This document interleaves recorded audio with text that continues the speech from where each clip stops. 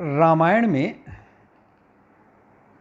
प्रमुख पात्र श्री राम, लक्ष्मण, सीता, उधर रावण, मंदोदरी आदि तो हैं ही, लेकिन भगवान राम जब विष्णु का अवतार लेकर के धरती पर उतरे रघुवंश में, तो उसी समय यह बात फैला दिया गया कि जितने देवता हैं वे धरती पर पहुंचे, अलग अलग उनकी भूमिका होगी और श्री राम की सहायता करेंगे रावण के विनाश के लिए। उसमें रीछराज जामवान का भी नाम बड़ा महत्वपूर्ण है। जैसे आप हनुमान का सुनते हैं, वैसे ही रीछराज जामवान की भूमिका कम नहीं है, लेकिन हनुमान तो सर्वोपरि है। तो रीछराज जामवान ब्रह्म के अंशावतार थे। आखिरकार सबको तो धरती पर उतरना था, ब्रह्मा जी को भी तो कुछ करना था। तो ब्रह्मा जी ने अपने अंश के रूप में जामवान को, या जामवंत भी कहते हैं, उतारा धरती पर। तो रीछ रूप में अवतीर्ण होने का कारण यह भी था कि ब्रह्मा जी ने रावण को वर दे दिया था कि उसकी मृत्यु नर बानर आदि के अतिरिक्त किसी देव आदि से नहीं होगी। अब इसी रूप में रहकर राम जी की सहायता पहुंचाई जा सकती थी और ब्रह्मा खुद रीछराज जामवान के रूप में धरती पर उतरना था। रामावतार में तो जामवंत भगवान राम के मानो प्रधानमंत्री ही थे। सीता की खोज में यह हनुमान जी के साथ थे, और जब समुद्र पार जाने की किसी की हिम्मत नहीं पड़ी, तब इन्होंने ही हनुमान जी को उनकी शक्ति का स्मरण करवाया था और लंका में जाकर के क्या करना चाहिए इस विषय में उन्होंने अपनी सम्मति, अपनी राय दे दी थी। समय समय पर सलाह देने के अलावा वो लड़ते भी थे।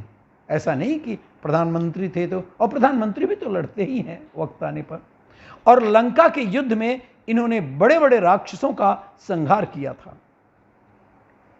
भगवान राम के चरणों में इनका इतना अधिक प्रेम था कि जब लंका विजय के पश्चात भगवान राम जब अयोध्या पहुंचे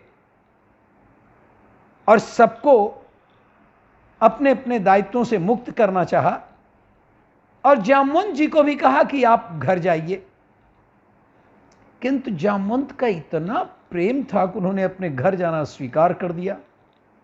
रादर बल्कि हठ किया कि मैं आपके चरणों को छोड़कर के कहीं नहीं जाऊंगा। जब तक भगवान राम ने द्वापर में, उनके दूसरे युग में आकर के दर्शन देने की प्रतिज्ञा नहीं की, तब तक वो अपने हठ पर अड़े रहे। अंततः उनकी आज्ञा मानकर वे अपने घर आए और नित्य भगवान की प्रतीक्षा में उन्हीं का चिंतन, उन्हीं का स्मरण करते हुए अपना जीवन व्यतीत करने लगे। द्वापर युग में श्री कृष्ण का अवतार हुआ।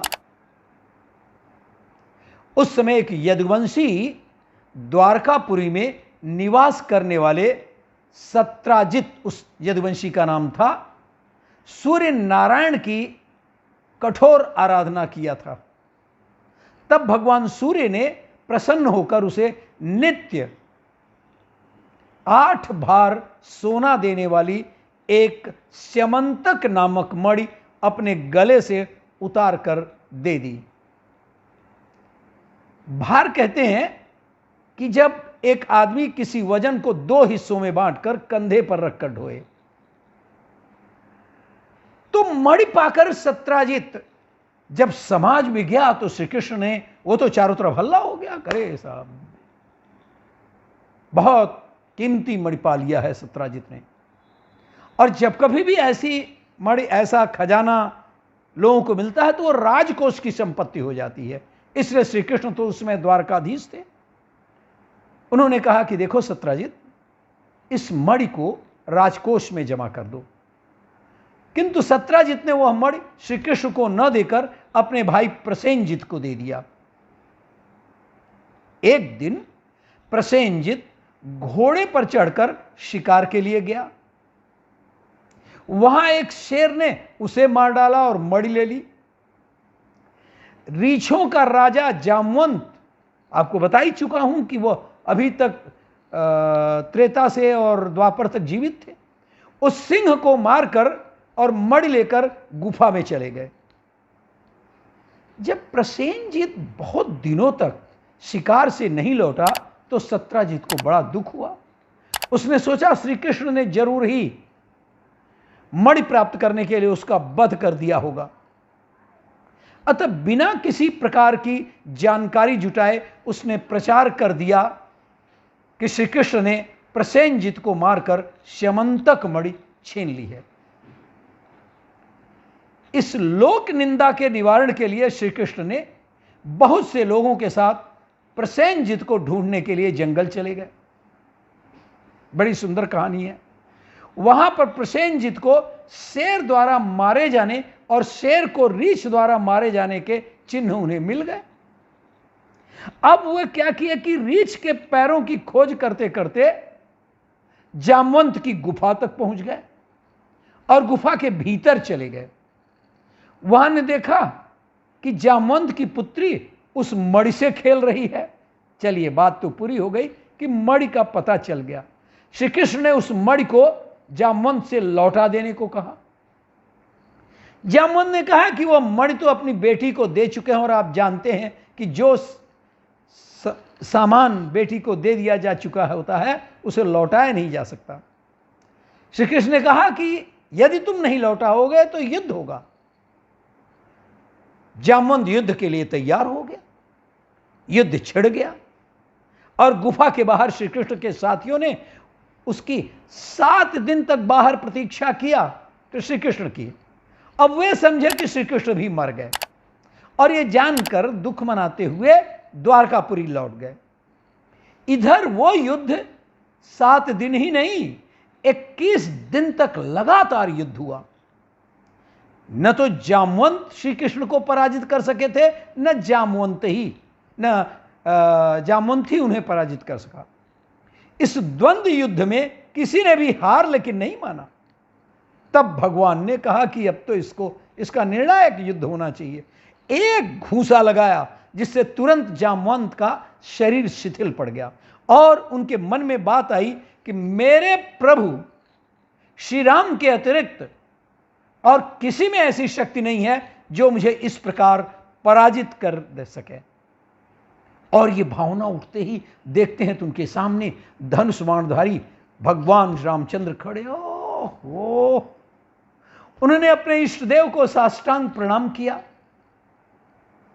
उनकी स्तुति की और उपहार स्वरूप उस मणि के साथ अपनी कन्या जाम्बवती का भी समर्पण कर दिया। और इस प्रकार भगवान श्री कृष्ण के जीवन में जाम्बवती उनकी पत्नी बनकर के उनके साथ लौटी।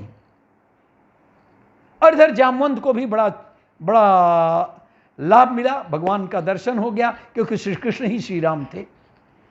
अच्छा, अब जब श्री कृष्ण मणि लेकर के वापस आए तो सत्राजित का तो होश ही उड़ गया कि मैंने इल्जाम लगाया था।